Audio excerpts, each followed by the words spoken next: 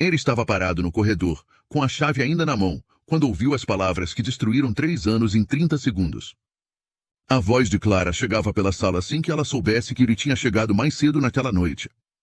Chegava com aquela tranquilidade específica de quem está falando numa conversa que nunca deveria ser ouvida, sem pressa, sem culpa, com a naturalidade de quem está descrevendo o tempo lá fora. E o que Ricardo ouvia era a mulher que achava amar explicando para uma amiga, com a mesma leveza com que alguém comenta o cardápio de um jantar, que aguentava os defeitos dele porque o dinheiro compensava tudo. Ele não entrou. Ficou parado ali, no corredor do apartamento em Alfama, com a mão na chave fria e o peito esquentando de um jeito que ele ainda não tinha nome para descrever. Cada palavra que chegava era um estilhaço novo caindo no mesmo lugar. E o pior não era a traição em si, era o tom. O tom despreocupado. O tom de quem nunca sequer considerou que havia algo errado. Quando ela finalmente parou de falar, Ricardo se virou devagar, saiu do corredor, desceu as escadas e foi embora sem bater a porta. Não havia raiva suficiente para bater portas. Havia algo pior do que raiva. Havia certeza silenciosa, que ele carregaria por muito tempo, de que aquilo não era a primeira vez que ela pensava assim. Era apenas a primeira vez que ele ouvia. Mas essa parte da história começa antes. Começa 20 anos atrás, numa cidade que ele mal reconhece quando olha para ela hoje. Ricardo Branco tinha 42 anos, 17 restaurantes espalhados por Portugal, Lisboa, Porto, Braga, Coimbra, cidades menores cujos nomes ele sabia pronunciar a dormir, e um apartamento em Alfama que parecia maior toda vez que ele voltava para ele. Era o tipo de apartamento que as revistas de decoração fotografam e as pessoas visitam uma vez e nunca mais voltam. Silencioso. Perfeito nos detalhes. Completamente vazio no que importava. O nome dele abria portas em Lisboa. Havia aparecido em capas de revistas de negócios, em painéis de conferências, em conversas de jantar de gente que usava o primeiro nome de outras pessoas famosas como se fossem velhos amigos. Tinha reputação de homem de mão firme e visão aguda, o tipo que não desperdiça uma palavra, que fecha um acordo com menos gestos do que os outros precisam, que entra numa sala e, sem dizer nada, muda a temperatura dela. Do lado de fora, era exatamente o que parecia ser. Do lado de dentro, havia um silêncio que o acompanhava de volta para casa todas as noites. Não era a solidão de quem nunca tentou. Ricardo tinha tentado. 2 vezes esteve à beira do casamento. 2 vezes percebeu tarde demais que o amor que achava ter encontrado não era por ele, era pelo que ele representava. Pelo cartão sem limite. Pelo sobrenome nas colunas de negócios. Pela vida que podia oferecer, pelos jantares nos lugares certos, pelas viagens, pelo status que colava em quem estava ao lado dele. A primeira vez foi quase uma lição. Doeu, ele aprendeu, seguiu em frente. A segunda, Clara, o corredor, a chave fria na mão, foi outra coisa inteiramente. 3 anos que ele construiu com cuidado, com atenção, com uma abertura que não era natural nele, mas que havia escolhido conscientemente, desmoronando num monólogo de 2 minutos numa sala iluminada. Esse tipo de dor não dói na hora. Dói durante meses, devagar, em momentos inesperados, quando você está sozinho numa mesa de restaurante cheio e percebe que está sozinho de um jeito mais fundo do que qualquer solidão física poderia alcançar. Depois disso, Ricardo fechou uma porta dentro de si mesmo. Não de raiva, a raiva tinha ido embora nos primeiros dias, deixando para trás apenas o cansaço. Fechou com o cansaço calmo de quem olha para uma ferida e decide, sem drama, que não vai deixar aquilo acontecer de novo. E foi nesse cansaço que uma ideia começou a crescer, lenta e insistente, surgindo nas horas mais inesperadas, até que um dia deixou de ser ideia e virou decisão. O restaurante Dona Clara ficava no bairro mais antigo e mais humilde de Lisboa, numa rua perto do Mouraria que os turistas atravessavam sem olhar para os lados. Era o primeiro que Ricardo havia aberto 20 anos atrás, quando ainda não tinha certeza de nada e o dinheiro era contado com atenção, quando cada cliente que entrava pela porta era uma pequena vitória e cada mês encerrado no positivo parecia um milagre. Hoje era o menor da cadeia. O menos rentável no papel. Os analistas às vezes mencionavam, com aquela delicadeza cirúrgica dos relatórios, que poderia ser reavaliado estrategicamente. Ricardo ouvia, agradecia a análise e mudava de assunto. Nunca havia considerado fechar aquele lugar por um segundo sequer, e nunca explicava por que de uma maneira que as planilhas conseguissem entender. Era o único lugar onde ainda conseguia sentir o cheiro de cozinha que lembrava a casa da avó. Alho no azeite quente. Pão esquentando no forno. Café que ficava na boca por horas depois de beber. Toda vez que entrava por aquela porta, havia qualquer coisa que baixava no peito, um peso que carregava em todos os outros lugares e que ali, por algum motivo que nunca tentou explicar racionalmente, aliviava um pouco.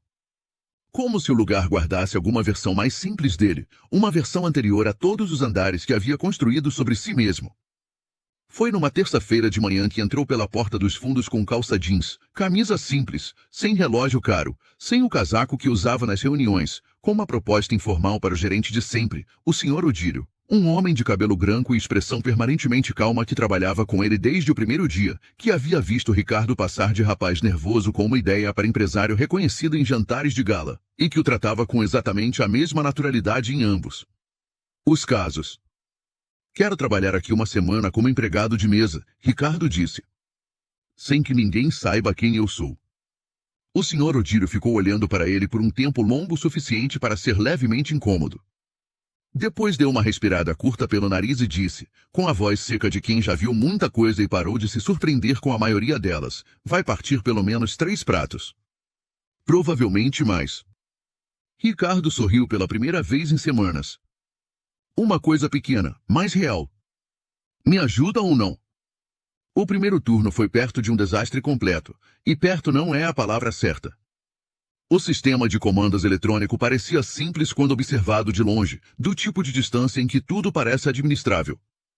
Na prática, com 4 mesas chamando ao mesmo tempo, o barulho constante de panelas e vozes saindo da cozinha, os colegas passando sem parar ao lado dele com bandejas carregadas e urgência nos olhos. Ricardo ficou parado no meio do salão com o aparelho na mão e a expressão de alguém que acorda num país estrangeiro e percebe, muito tarde, que não fala o idioma. O calor era diferente do ar-condicionado do escritório. Mais úmido. Mais denso. Mais honesto, de alguma forma. Ele sentiu a camisa colar nas costas e percebeu que havia músculos no antebraço que não costumava usar. Foi então que uma voz apareceu ao lado dele. Tranquila. Direta. Sem nenhum traço de condescendência. Primeiro coloca o número da mesa. Depois o artigo.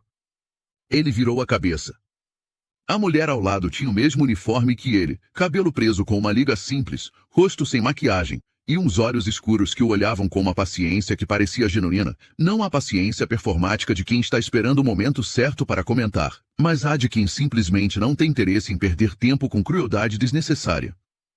O tipo de paciência que não se aprende, que ou existe ou não existe. Obrigado, ele começou, sem saber muito bem o que vinha a seguir. Sou a Inês, ela disse, pegando o aparelho com calma. Mostrou passo a passo com atenção, uma vez, depois outra, sem acelerar, sem suspirar. Devolveu o aparelho. Agora tenta. Ele tentou. Funcionou.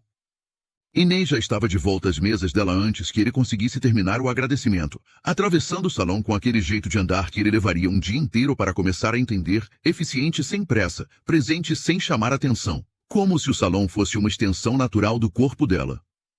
Nos 3 dias seguintes, Ricardo aprendeu mais sobre o próprio restaurante do que nos últimos 5 anos olhando planilhas em salas de reunião com ar-condicionado e café de cápsula.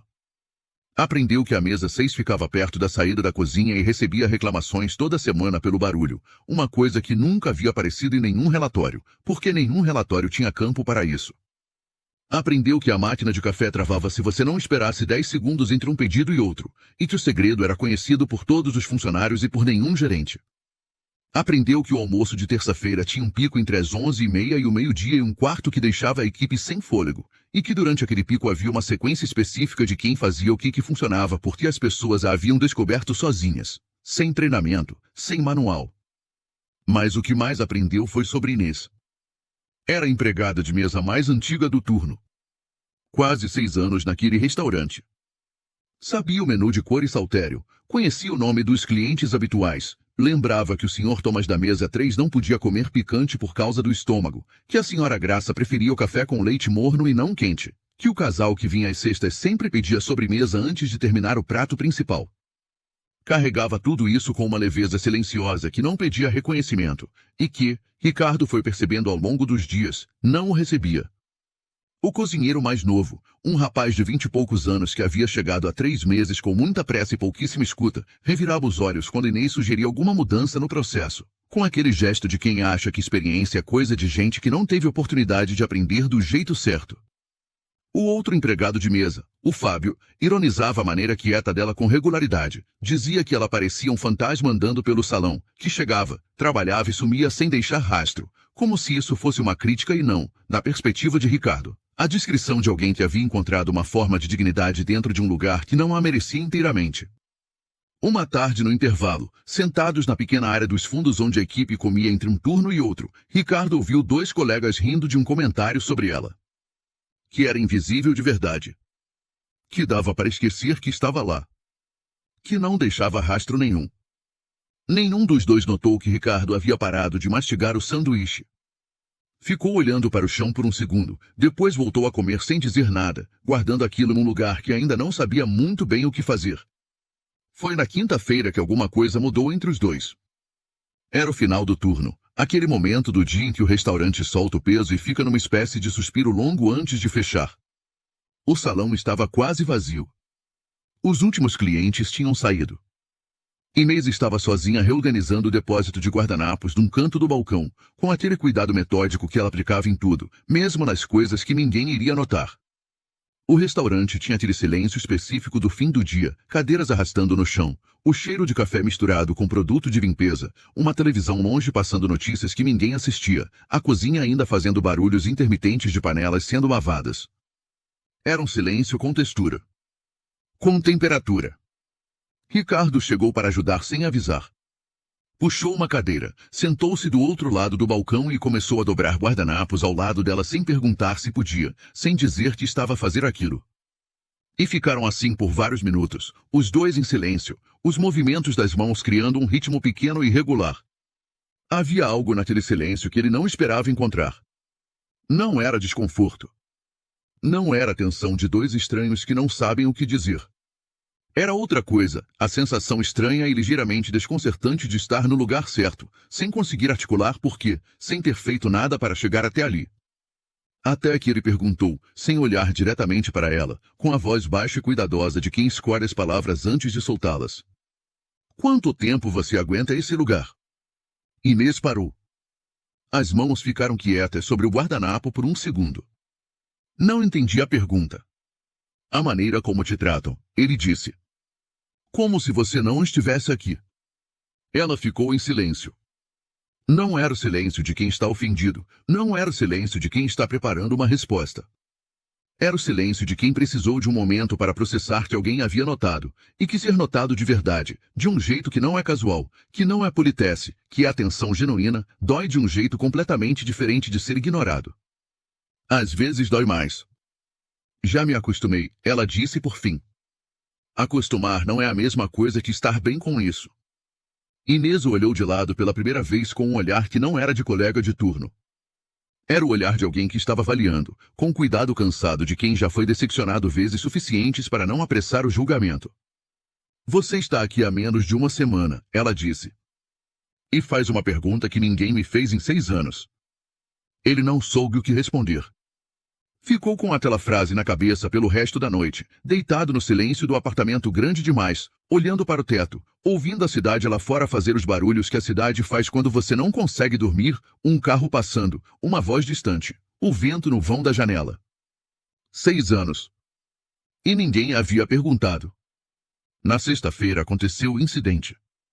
Era pouco depois do meio-dia, o pico do almoço começando a baixar, o salão ainda razoavelmente cheio, mas já sem o caos dos primeiros pedidos.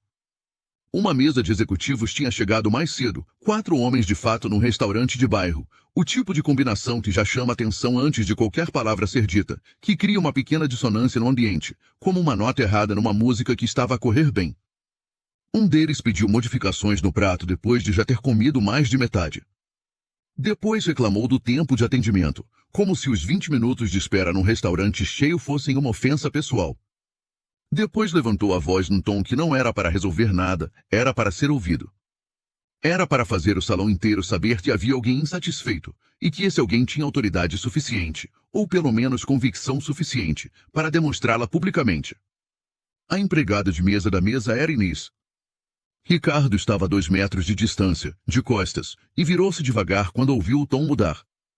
Viu Inês parada com o bloco nas mãos, sem se defender, com aquela expressão que ele havia aprendido a reconhecer naquela semana, a de alguém que aprendeu, ao longo do tempo e de experiências suficientes, que reagir só piora as coisas.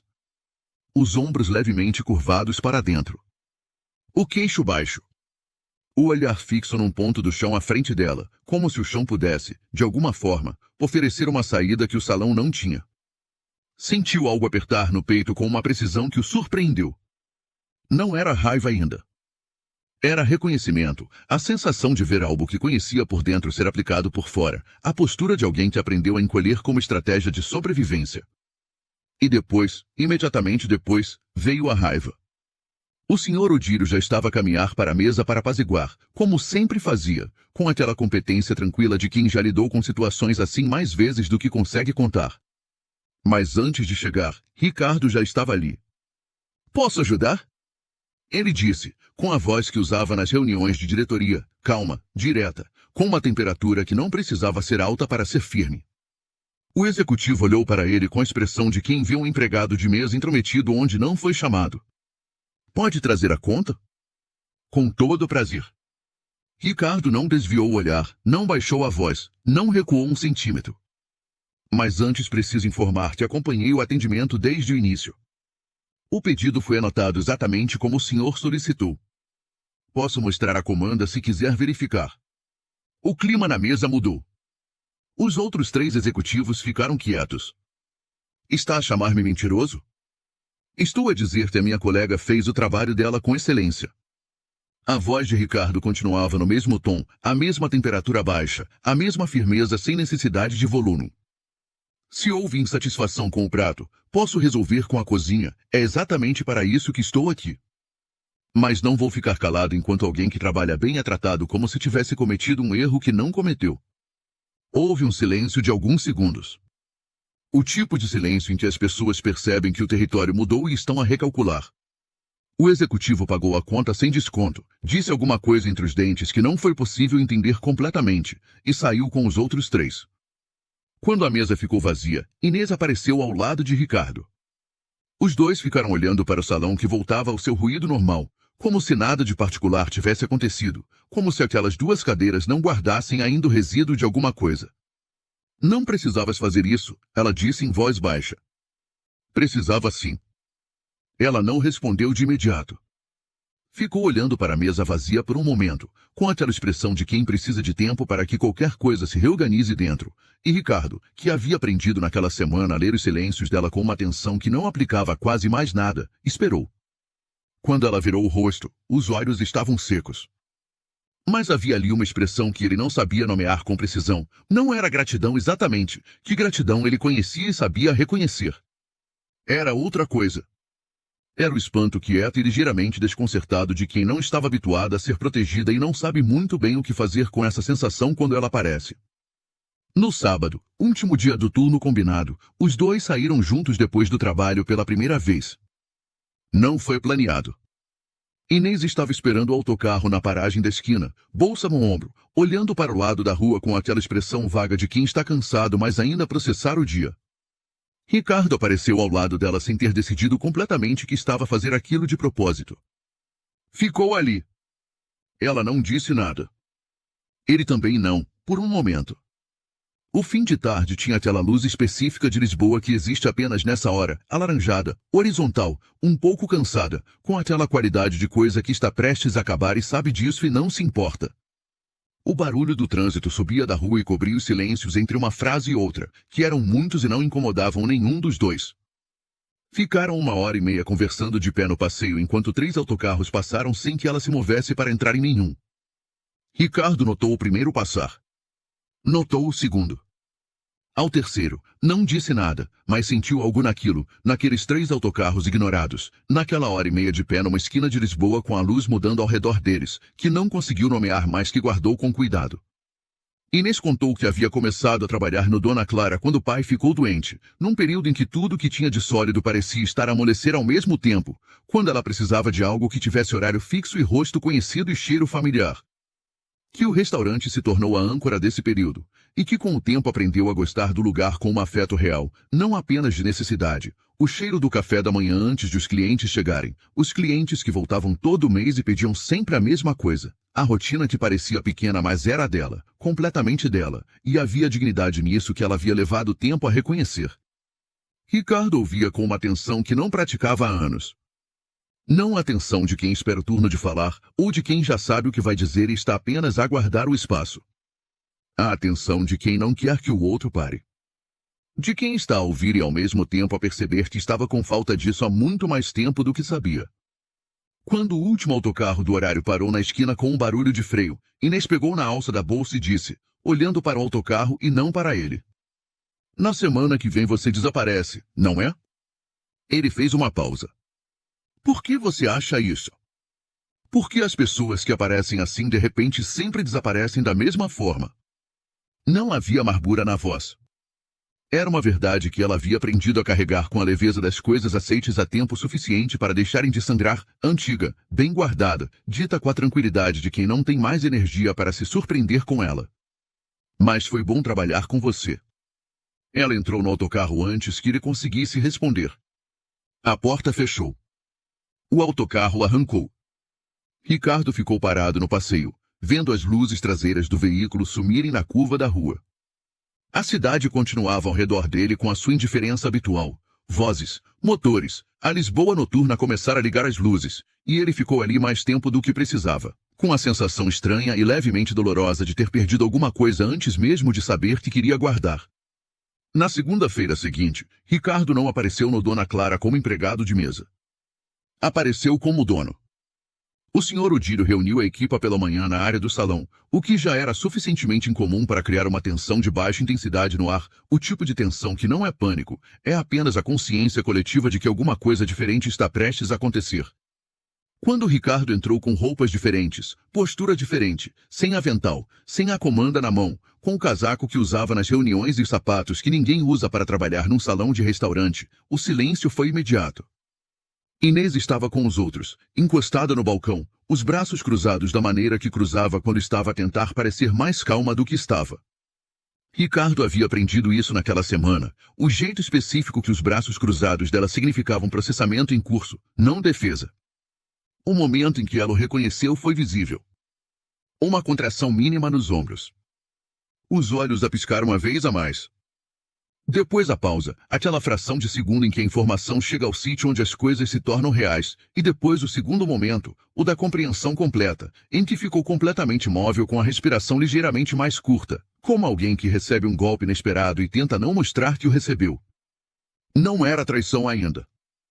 Era algo mais primitivo, mais físico.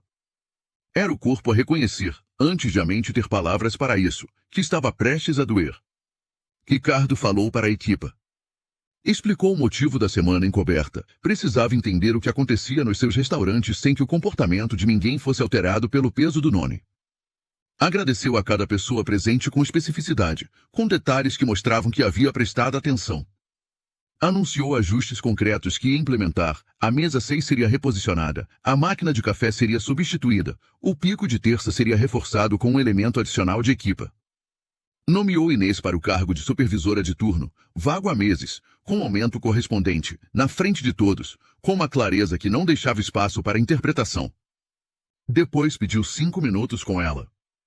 Ficaram no pátio dos fundos, onde chegava o cheiro da fritadeira e o barulho abafado da cozinha que não parava por causa de nenhuma conversa. A luz era diferente ali, mais dura, mais direta, sem o dourado do salão. Você mentiu para mim? Ela disse antes que ele abrisse a boca. Sim. Ele não desviou o olhar. Precisava entender o que estava acontecendo nos meus restaurantes sem que ninguém mudasse de comportamento por causa do meu nome. Sem o filtro que o nome cria. Sem a performance que as pessoas fazem quando sabem que estão a ser avaliadas. E eu, a voz estava quieta, mas cada palavra era precisa, fui parte do experimento. Você foi a única parte que eu não planeei. Uma pausa. Honesta. Não ensaiada. Tudo o que aconteceu entre nós não estava no plano. Não estava em nenhum plano. Inês ficou olhando para ele por um tempo que não era hostil, mas que não era confortável. Havia nos olhos dela aquela avaliação silenciosa que ele havia aprendido a reconhecer, a de alguém que foi decepcionado vezes suficientes para não conceder o benefício da dúvida de graça, para não deixar que uma explicação razoável apague imediatamente o que a mentira criou. Preciso pensar, ela disse por fim. Eu sei. E você não pode simplesmente aparecer na minha vida como empregado de mesa, me defender na frente de um cliente que me estava a humilhar, fazer-me perder 3 autocarros parada numa esquina a conversar, e depois revelar que é o dono de tudo isso aqui como se fosse a coisa mais natural do mundo. Ele quase sorriu. Conteve-se. Não é natural. Você tem razão.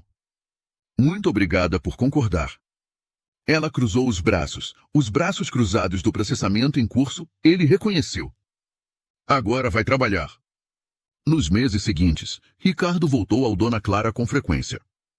Não de avental. Não escondido. Aparecia nas tardes de sábado quando o movimento baixava e o salão adquiria aquela qualidade diferente de fim de semana, mais lento, mais humano, com clientes que vinham para ficar e não apenas para comer. Sentava-se no balcão, pedia café, ficava. Inês, quando podia, ficava do outro lado. Conversavam entre um atendimento e outro. Devagar, sem pressa, sem o peso de nenhuma agenda, sobre o restaurante, sobre Lisboa, sobre o pai dela que estava melhor, sobre os restaurantes do norte que Ricardo visitava mas já não via da mesma forma depois de ter passado uma semana a ver o Dona Clara de dentro. Sobre coisas pequenas que construíam, sem que nenhum dos dois declarasse isso, qualquer coisa maior. Com a mesma paciência com que ela havia ensinado a usar a comanda do primeiro dia. E quando uma tarde de novembro, o mês em que Lisboa fica cinzenta de um jeito que é ao mesmo tempo melancólico e curioso, com aquela luz que a torna mais real, ele finalmente perguntou se ela queria jantar com ele. Não como patrão e funcionária. Não como a versão pública dele e a Inês que carregava pratos. Como 2 pessoas que haviam passado tempo suficiente se conhecendo de verdade, de um jeito que poucos casais conseguem dizer que se conheceram, que é vendo o outro trabalhar, vendo o outro lidar com pressão e barulho e injustiça e cansaço, sem o verniz que os encontros planeados aplicam sobre as pessoas. Ela respondeu, olhando para ele com aquela expressão que havia deixado de esconder nas últimas semanas. Você sabe que vou escolher o restaurante mais caro de Lisboa, não sabe? O que você quiser, ele disse. Ela escolheu o Dona Clara. Ele ficou olhando para ela por um segundo, sentindo aquilo assentar nele como o peso exato das coisas verdadeiras. Entendeu que não poderia ter sido de outra forma. Que havia uma lógica naquilo que não precisava de explicação, que existia antes das palavras. Sentaram-se na mesa 6, a que ficava perto da saída da cozinha e recebia reclamações toda semana pelo barulho, e nenhum dos dois disse uma palavra sobre o ruído. O homem que havia escondido o nome para encontrar alguém que o visse além do que possuía acabou descobrindo que a mulher que precisava era exatamente aquela que nunca havia pedido mais do que ser tratada com respeito, e que quando finalmente o recebeu, não soube o que fazer com a leveza estranha e nova que sentiu. Como se tivesse carregado peso suficiente e tempo suficiente para esquecer que existia outra maneira de andar. E os dois aprenderam, naquela noite barulhenta na mesa errada do restaurante certo, que às vezes a vida não nos dá o que pedimos. Dá-nos algo mais difícil de encontrar e mais raro de reconhecer, alguém que já nos viu nos piores ângulos, no cansaço e na confusão e na imperfeição do dia a dia, e ficou mesmo assim.